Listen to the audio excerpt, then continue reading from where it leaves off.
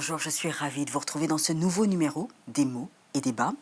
L'invité du jour, il est écrivain et journaliste, il est reporter au service Afrique de RFI, il a été longtemps reporter en Afrique de l'Est. Il est aussi l'auteur d'un essai enquête qui est paru en 2012, Les Érythréens chez Rivage. Il est également romancier, dont le titre Athènes ne donne rien aux éditions Les Équateurs. Léonard Vincent, bonjour. Bonjour. Vous allez bien ? Ça va bien, merci. Oui, en tout cas, je suis très contente de vous revoir puisque nous étions ensemble en mars dernier, c'est ça? Voilà, au printemps. Au printemps.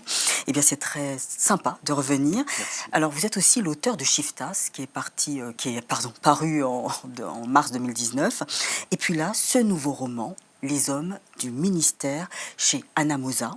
Voilà, aux éditions Anamosa. Eh bien, découvrons tout de suite ces 3 personnages importants des hommes du ministère.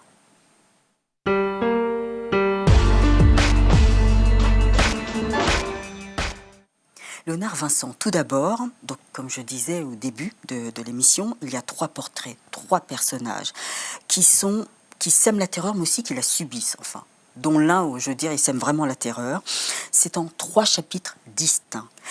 Nous sommes dans un pays, quelque part en Afrique de l'Est, et vous me direz, pour quelle raison, justement, vous n'avez pas précisé le pays? Pourquoi? Parce que c'était pas un roman anecdotique. Enfin, je voulais pas raconter la vérité. En fait, je voulais pas rendre compte de la réalité dans sa matérialité immédiate. C'est pas un livre sur l'actualité du tout. C'est un livre sur le pouvoir et sur l'exercice du pouvoir, à la fois quand on le subit ou quand on l'exerce. Et donc, bon, c'est basé évidemment sur énormément de confessions et de conversations que j'ai eues avec les hommes du ministère érythréen, c'est-à-dire des petits fonctionnaires, des gens qui ont travaillé pour le gouvernement ou qui le subissaient et qui avaient affaire à lui.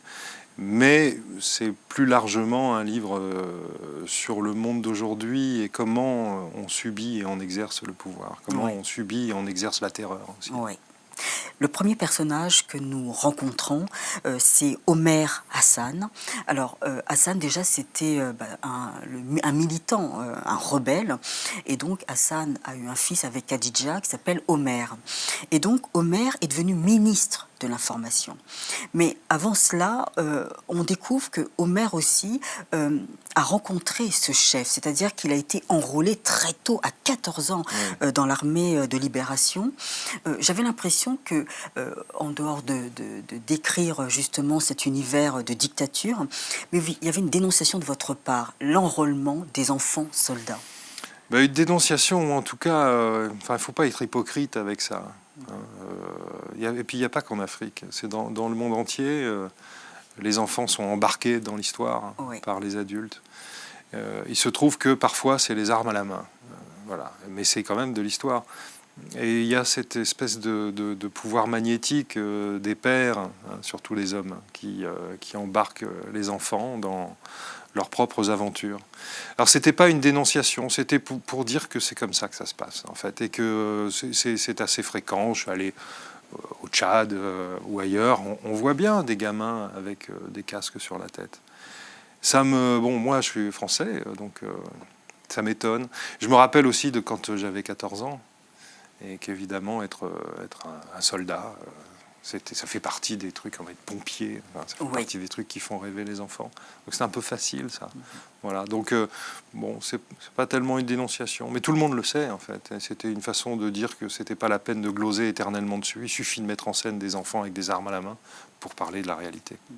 Mais c'est marrant parce qu'il y a comme une sorte de généalogie, enfin d'hérédité, c'est-à-dire le père est rebelle, le fils aussi devient rebelle, militant, mais il devient ministre de l'information. Et là, c'est terrible, les informations, c'est comme les pieds surveillés, défendre absolument aussi mentir pour le gouvernement.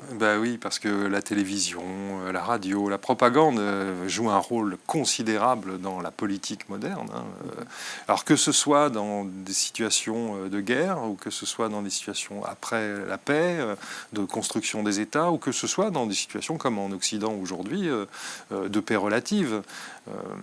La communication, l'image, cette espèce de grand show business de la politique est absolument indispensable. Donc être le responsable de ça, c'est être une espèce de, alors j'allais dire hein, le clown officiel, mais il y a un peu de ça, quoi. C'est-à-dire que c'est une comédie, la propagande. C'est toujours une comédie, même si elle est très sérieuse et solennelle. C'est toujours une comédie.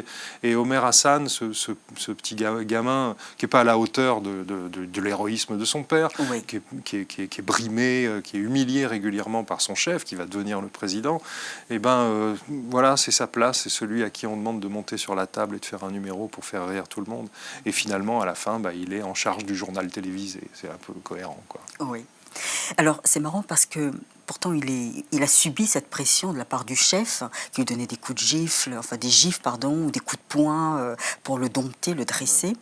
Mais il subit aussi, Omer Hassan fait pression sur ses collaborateurs. Par exemple, on pense au petit Simon, qui est juste là pour faire son petit travail. On a l'impression aussi que les gens ne sourient pas beaucoup, ont peur de vivre, de sourire, d'exulter.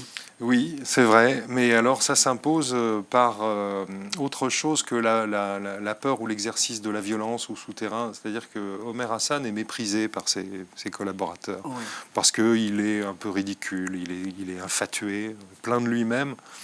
Et donc la peur s'installe simplement par le mépris qu'on a pour lui.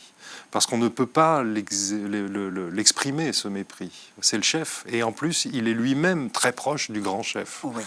Donc voilà, c'était pour décrire ce mécanisme qui n'est pas nécessairement manichéen, où on a affaire à un homme féroce qui exerce la terreur sur des innocents, mais en réalité un rapport personnel. Les rapports sociaux sont des rapports personnels. Hein. Et là, on le voit bien qu'un ministre exerce son autorité à la fois par le fait qu'il est proche du pouvoir et donc de la répression possible, mais aussi dans un rapport personnel assez médiocre et minable. Les gens ne veulent pas avoir affaire à lui, et lui est convaincu et cherche l'amour de ses collaborateurs et est convaincu qu'il est respecté. Enfin, c'est dans cette espèce d'ambiguïté assez médiocre que se déroule le rapport de hiérarchie dans ce ministère de l'Information. Et c'est marrant parce que pourtant c'est un ministre, donc il a le pouvoir, il aurait pu aussi terroriser, enfin ne pas trembler, mais on a l'impression, il y a dans votre roman, que ce soit le chapitre du ministre, le chapitre du fonctionnaire ou le chapitre du chef, il y a cette peur, cette crainte qu'on se fasse arrêter, c'est-à-dire qu'on n'est jamais tranquille. D'ailleurs, Omer, quand il est invité chez le chef, le président, on a l'impression qu'il dit « mais quelle erreur ai-je commise ?» Oui. Il a peur. Oui, oui, il ne sait pas quelle erreur il a commise. Mais ça, c'est Kafka, on a parlé très bien. Hein. Le procès, ce type qui est poursuivi pour on ne sait quoi, et lui-même ne le sait pas, et cherche à savoir, et va à sa perte en essayant de savoir pourquoi on le poursuit. Donc, là, c'est pareil, c'est-à-dire qu'effectivement, Omer Hassan est quelqu'un qui vit sur le fil du rasoir avec son chef. Il a été enrôlé à 14 ans, il a des rapports filiaux avec le président, le grand chef, et il essaye d'être aimé par lui.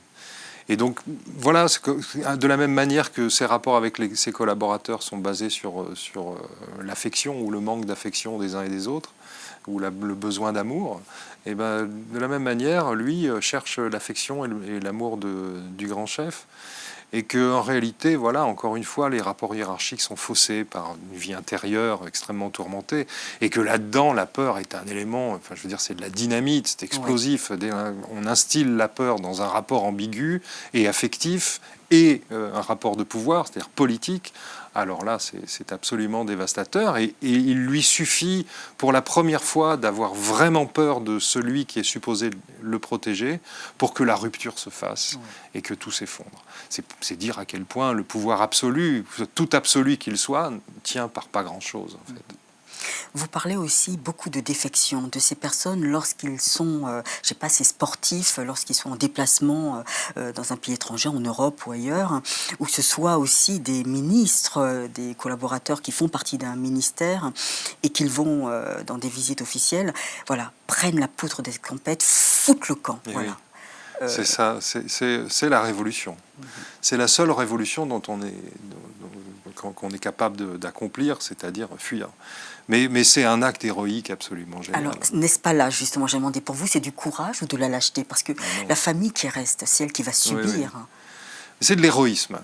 Pour moi, c'est de l'héroïsme. Je cherche beaucoup la définition de l'héroïsme. Dans Shifta, c'était un roman d'aventure où les héros cherchaient par l'aventure à s'arracher à un destin minable Oui, et condamné. Ben, de la même manière, là aussi, il y a cette espèce de geste romanesque de dire je renonce à tout, oui. je disparais, je romps avec mon passé, avec mon monde. Et je suis très frappé depuis que j'ai travaillé avec les Érythréens, depuis donc les années 2010-2011, je commençais à travailler sur les Érythréens, de l'incroyable courage et de Oui. la visée romanesque de ces gens qui veulent en fait avoir une vie ordinaire, hein, mais qui font preuve, enfin qui bravent 1000 morts hein, en Libye, en traversant la Méditerranée, mais y compris quand ils sont arrivés en Europe, pour se construire une vie qui mérite ce nom-là. Donc, pour moi, c'est absolument pas de la lâcheté. C'est une espèce de geste à peu près identique à celui de ces petits instituteurs qui s'engagent dans la guérilla parce que l'oppression coloniale est trop forte. Hein. On ne va pas dire que s'engager dans un mouvement de libération nationale quand on est en situation coloniale est de la lâcheté. Et ben de la même manière, ceux qui s'arrachent et qui font la révolution avec leurs pieds, les migrants érythréens notamment, sont des héros. Autre chose, il y a un quatrième personnage, on va dire, un objet qui terrorise aussi. C'est cette fameuse Land Rover. C'est-à-dire que quiconque rencontre cette Land Rover sait que sa vie est finie. Il Oui. va se passer quelque chose. Oui, c'est le pouvoir qui passe en fait. La Land Rover, c'est cette espèce de véhicule dans lequel des flics sans uniforme circulent en ville et qui est susceptible de s'arrêter devant chez vous pour vous prendre, vous aspirer dans un système pénitentiaire absolument opaque. Alors évidemment, tous ceux qui ont connu la dictature, les dictatures connaissent ce genre d'objets, hein, que ce soit les pas dans la rue. Je sais que ceux qui ont connu l'occupation nazie en France sont très frappés par les bruits de bottes, qui sont vraiment le symbole du passage du pouvoir dans la rue. Et ben là, de la même manière, c'est cette Land Rover. Quand l'un des premiers reportages que j'ai fait en Afrique, c'était en 2004 en Gambie, dans la Gambie d'Yahya Jammeh, après l'assassinat d'un journaliste. J'avais été envoyé pour enquêter sur les pistes possibles pour cet assassinat. Un grand journaliste, Daïda Haïdara. Oui. Et tout le monde me parlait avec terreur de ces voitures sans plaque d'immatriculation, qui étaient aussi la voiture des tueurs. Et on ne voyait pas en ville, hein, dans Banjul, les voitures sans plaque d'immatriculation. Mais tout le monde savait que c'était les voitures du président Yahya Jammeh et de ses junglers, donc de ses tueurs, qu'ils circulaient avec ça. Mais c'était cette espèce de petit truc qui n'a l'air de rien, mais qui est en réalité un trou noir par lequel on est aspiré, et qui est la marque, le symbole, l'incarnation du totalitarisme. Ces hommes subissent la pression ou mettent la pression, mais c'est étonnant, on a l'impression qu'ils ont besoin d'un exutoire. C'est l'alcool, le cat, les femmes, mais c'est surtout le cat et l'alcool. Oui. Oui. Bah oui, mais ça, bon, bah voilà, je veux dire, y compris en Occident, on n'est pas exempt de ces... Vous avez exercé le pouvoir, le sentir, le côtoyer, c'est une oppression pour soi-même. Oui. Et c'est ça qui m'intéressait dans l'écriture de ce récit. C'était au-delà de l'anecdote et de l'actualité, du côté le témoignage recueilli des Érythréens ou d'autres issus d'autres nationalités. C'était l'expérience du pouvoir. Qu'est-ce que c'est que de vivre? Parce que ça fait des années qu'on me dit « Ah ben un tel, il est devenu fou, c'est le pouvoir qui l'a rendu fou. » Et un tel... voilà. Et je voyais des petits messieurs qui étaient avant des opposants politiques et qui devenaient des présidents autoritaires, par exemple. Et je me disais, mais qu'est-ce que c'est? Parce que moi, je ne tire aucune jubilation de l'expérience du pouvoir. Même au contraire, ça me fait souffrir. Les responsabilités sont une pression négative pour moi. Donc, je me demandais ce que c'était. Donc, j'ai voulu explorer en recomposant une réalité à partir des témoignages de ces Érythréens que j'avais rencontrés et qui m'avaient raconté leur expérience au quotidien, qu'ils aient été fonctionnaires ou hauts fonctionnaires parfois, et pour essayer de voir au ras des consciences ce que c'était que l'expérience du pouvoir. Donc on voit bien, enfin je pense que avoir réussi à montrer à quel point c'est une épreuve considérable pour une conscience individuelle, et que même si on est le le puissant président d'un pays totalitaire et d'une dictature où on maîtrise absolument tout, on a droit de vie et de mort sur tout le monde. En réalité, on vit assis sur une espèce de courant souterrain d'une conscience tourmentée, et que le pouvoir n'arrange rien à cet égard, et qu'au contraire, ça ne fait qu'aggraver les choses, et que l'exercice du pouvoir est une souffrance pour la plupart. Il est vrai que vous parlez de souffrance. Il y a un style que j'ai remarqué dans votre roman. Par exemple, il n'y a pas de dialogue. C'est vraiment des dialogues rapportés. Pourquoi avoir pris ce style en fin de compte? Oui, c'est une figure de style. C'est-à-dire que les dialogues sont intégrés dans les descriptions. Exactement. C'est l'écrivain portugais José Saramago qui faisait beaucoup ça. Ça m'avait vraiment beaucoup marqué parce que la parole n'a pas d'importance, en fait. Ce qu'on s'échange, ce qu'on se dit n'a pas de poids. Je trouvais que dialoguer, passer à la ligne, ouvrir des guillemets, mettait beaucoup de poids aux mots, alors qu'en réalité, dans ce genre de situation, le dialogue est juste une façon d'échanger comme de faire des gestes. Les mots n'ont pas d'importance, donc autant les intégrer dans le mouvement de l'action. On voit bien que les gens ne se parlent pas en réalité, ils s'échangent des indications ou des informations, mais ce n'est pas des conversations. On ne peut pas avoir de conversation dans ce type de situation. Donc voilà, et puis il y avait ce livre a été écrit en exil, donc pendant que j'étais au Maroc, comme correspondant de la presse étrangère. Et au moment où je l'ai commencé, j'avais placé devant mon bureau l'album de John Coltrane, Love Supreme, qui était un chef-d'œuvre absolu. Et c'est sous cette égide-là, sous la présidence de John Coltrane, que je voulais me mettre, parce que je voulais avoir ce même geste émancipateur que Coltrane a eu dans cet album, cette espèce de liberté absolue. Et je me suis dit que pour rendre compte d'une réalité aussi dense, aussi complexe, aussi contradictoire, je ne pouvais pas utiliser d'écriture claire ou, disons, méthodique ou précise. Il fallait rendre compte de cette réalité complexe dans un brouhaha, une espèce de tohu-bohu, voilà, des phrases où les réalités s'entrechoquent, où les visions s'entrechoquent, des choses très contradictoires qui appartiennent à la fois au monde du dedans et du dehors, qu'on est tout le temps à faire à cette espèce de bouillie du monde. Quand on est dans la peur ou dans l'urgence ou dans le danger, on vit dans cette espèce de bouillie. Donc je voulais que le style ressemble à la chose. Et donc c'est pour ça que les dialogues ont été intégrés, en plus du fait que les mots n'ont pas de signification vraiment. Et dernière question, Léonard Vincent, c'est l'image du père en fin de compte, la figure du père. On a l'impression que chacun de ces personnages ont été soit brisés, pas assez mis en valeur par leur père. Oui, c'est vrai.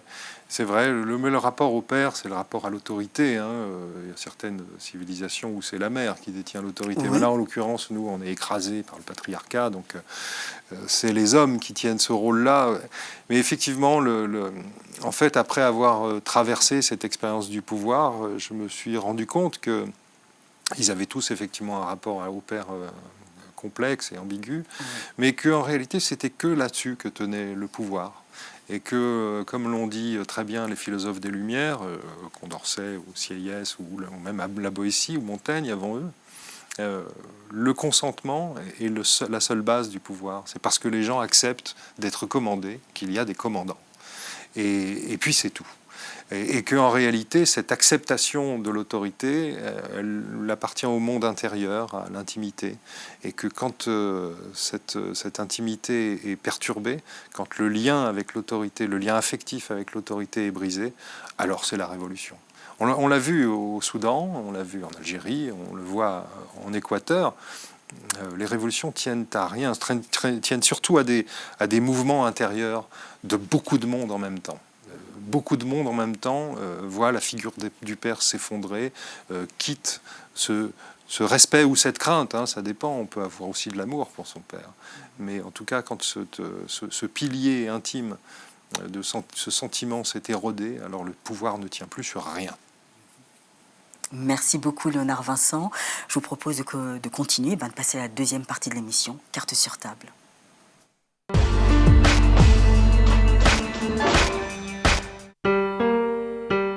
Pour carte sur table, je vais dire au début de l'émission que vous êtes journaliste à RFI, service Afrique. Alors, je vais vous poser une question qui va peut-être vous fâcher.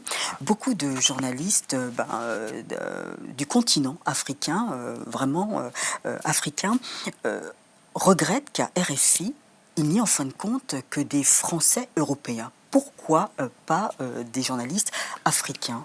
C'est pas vrai. C'est dommage de penser ça parce que c'est pas vrai. Ouais. Une grande majorité de nos correspondants en Afrique sont des nationaux. Mais au sein même de l'entreprise, mais en France. En France aussi, il y a quelques. Mais d'abord, c'est une entreprise française d'audiovisuel public. Donc, pour des raisons pratiques, on recrute ce qu'on a autour de nous. En plus, mais par ailleurs, il y a eu des efforts réels pour aller recruter en Afrique, par exemple. Je pense à Binta Diagne, qui était au Sénégal, par exemple, ou d'autres. Mais vous savez, la plupart de ceux qui deviennent des permanents au service Afrique de RFI ont été longtemps des correspondants sur le terrain. Moi-même, j'étais correspondant et pigiste pendant longtemps avant d'être intégré. Je pense à Sonia Rollet, qui est quand même devenue une célébrité, pas en France, mais en RDC.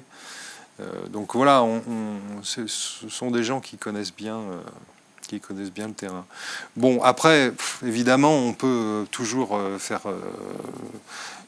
mais toutes les rédactions sont comme ça. On pourrait dire aussi, mais je ne sais pas, moi, que le service Afrique de RFI est à Issy-les-Moulineaux et que c'est pas vraiment une ville africaine.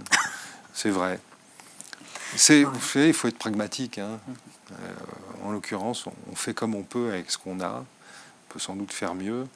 Mais en tout cas, le reproche qu'ils considèrent que ce ne sont que des journalistes européens ou français qui sont dans la rédaction Afrique, je pense que c'est vraiment probablement la rédaction la plus diverse de toutes les rédactions françaises. Donc je trouve que le reproche est un peu injuste. Alors, pour certains de nos lecteurs, téléspectateurs, vous êtes donc au service Afrique, vous avez été correspondant au Maroc où vous avez énormément voyagé. Quels sont justement les pays qui ont énormément progressé? Il y a eu un changement radical dans leur façon de gouverner, de gérer. Je ne peux pas ne pas penser au Soudan. Oui. Vraiment, la révolution soudanaise de cette année est un phénomène, enfin un moment historique absolument incroyable et qui démontre bien la thèse que le pouvoir ne tient sur rien, en fait, et que le refus collectif, comme je le disais dans Shifta, le nombre écrasant et malpoli peut renverser des montagnes.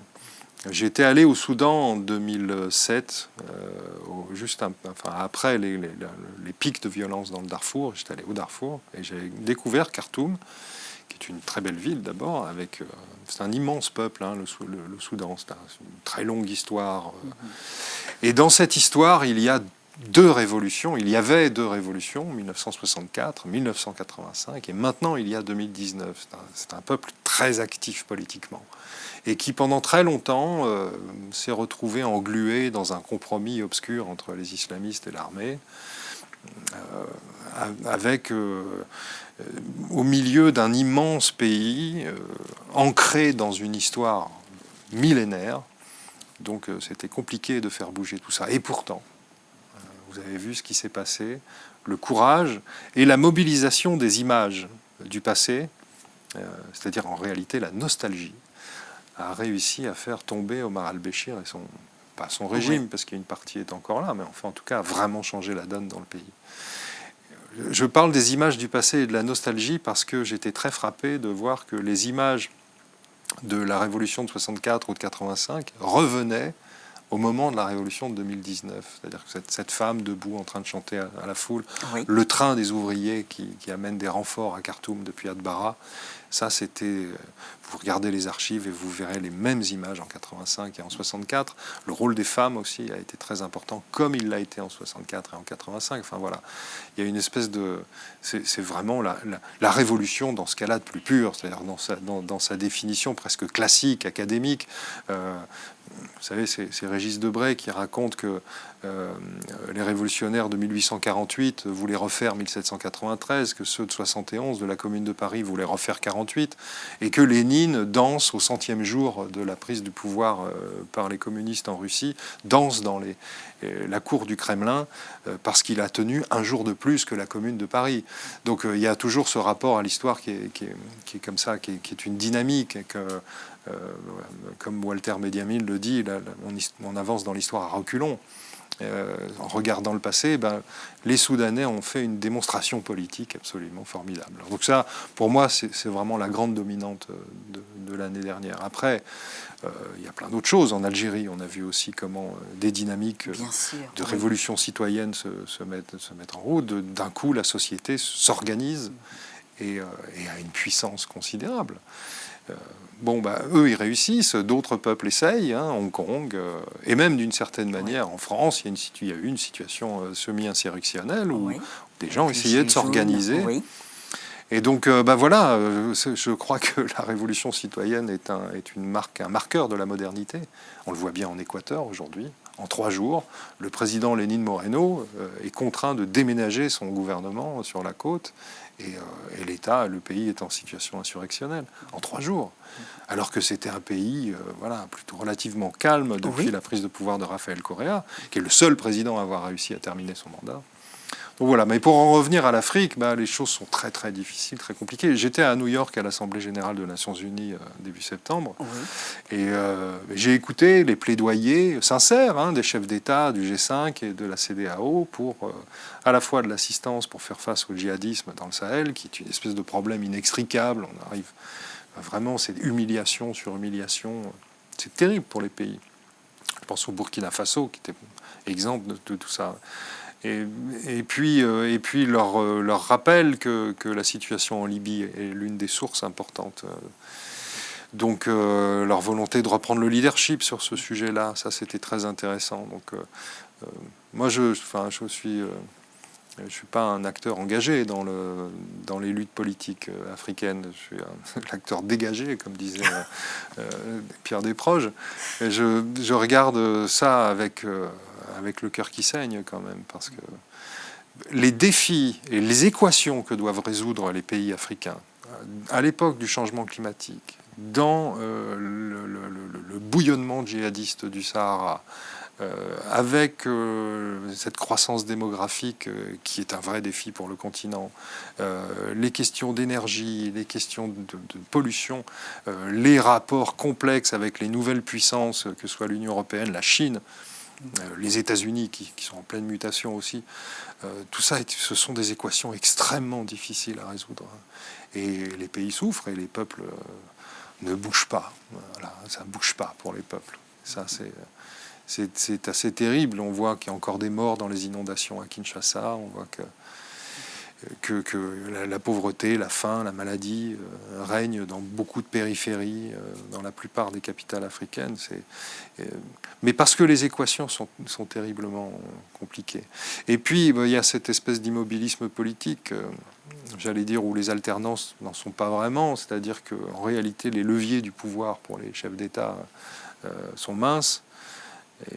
Et que peut-être les projets politiques régionaux ou continentaux ne sont pas encore mûrs pour vraiment changer la donne. Donc voilà, c'est une mathématique très très compliquée. Merci beaucoup pour votre éclairage, Léonard Vincent, sur ce beau continent africain. Nous allons passer à la dernière partie de l'émission, le coup de cœur.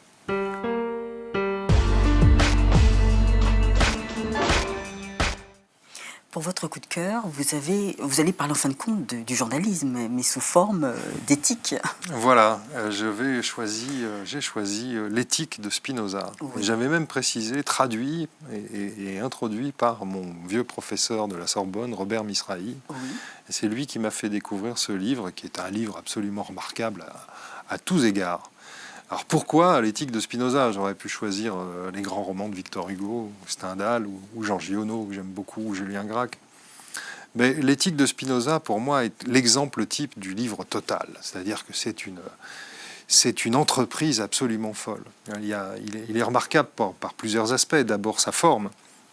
Le projet est de décrire le monde et l'existence humaine dans le monde dans un livre. C'est quand même un projet assez fou.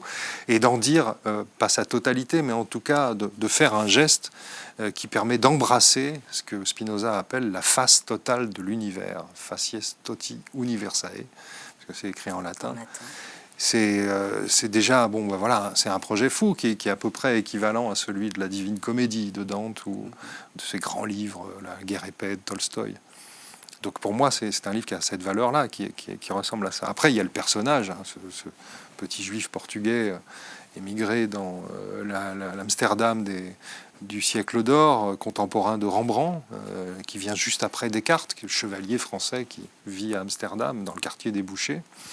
Et bien juste après, il y a ce petit monsieur qui était destiné à être le grand rabbin de la communauté juive, parce qu'il était très brillant, et qui était fils de commerçant, et qui rompt avec sa communauté, on essaye de le tuer, et qui rentre dans la philosophie, c'est-à-dire qui rentre à travers l'enseignement d'un libertin français qui va finir quelques années plus tard par monter le premier débarquement en Normandie pour libérer la France, c'est quand même incroyable, M. Van den Enden. À travers l'enseignement de ce libertin qui lui apprend le latin et la philosophie, Spinoza rompt avec la mystique juive, même s'il en garde des traces culturelles évidemment, et rentre dans un autre exercice de la littérature qui est la description rationnelle du monde et de la vie, avec comme objectif non pas de répondre à la question qu'est-ce qui est bien ou mal, qu'est-ce qui est moralement bien ou qu'est-ce qui est moralement mal, mauvais, mais plutôt comment vivre pour être accompli, pour être libre et pour être heureux. Ça, c'est ça l'entreprise de l'éthique. Et puis voilà, donc il y a tout ça le rend formidable. Et puis il y a au cœur de sa doctrine cette idée géniale qui est indépassable aujourd'hui, qui est que les idées sont portées par des sentiments. C'est-à-dire que le véhicule des idées, ce sont des affects, et qu'on peut vous répéter 200 000 fois une vérité mathématique, si vous ne l'avez pas ressentie dans votre corps, oui, ce ne sera jamais vrai pour vous. Oui. Voilà. Et ça, au XVIIe siècle, c'est absolument révolutionnaire. On ne s'en est jamais sorti. Spinoza a révolutionné l'humanité. C'est ce petit monsieur qui publie clandestinement et à titre posthume ce livre, qui meurt à une quarantaine d'années chez son logeur, artiste peintre en banlieue de La Haye. Eh ben, il révolutionne l'humanité tranquillement. C'est un immense livre révolutionnaire, l'éthique, en fait. Et j'adore cette idée qu'on peut changer l'humanité dans la solitude, calmement, et pour les générations futures. Ça, c'est un geste absolument incroyable. Très bien. Merci beaucoup, Léonard Vincent, de nous avoir un peu décrit votre façon de voir. Enfin, vous êtes philosophe, je ne vous pensais pas aussi, voilà, avec des idées J'ai fait des études de philosophie avec Robert Misrahi. Je recommande aux auditeurs la lecture de ses livres, notamment Les Actes de la joie. Robert Misrahi est un grand spinoziste et spécialiste de Spinoza. C'est un vieux monsieur aujourd'hui, mais il a écrit des choses absolument merveilleuses. Merci beaucoup, Léonard Vincent. Alors, je rappelle votre dernier ouvrage, votre nouvelle parution, pardon, Les Hommes du Ministère, aux éditions Anamosa. Voilà, merci beaucoup. Merci à vous. Et puis, quant à nous, mes chers complices, on se retrouve la semaine prochaine avec un autre auteur bourré de talent, comme d'habitude. Merci de votre fidélité. Au revoir et à bientôt.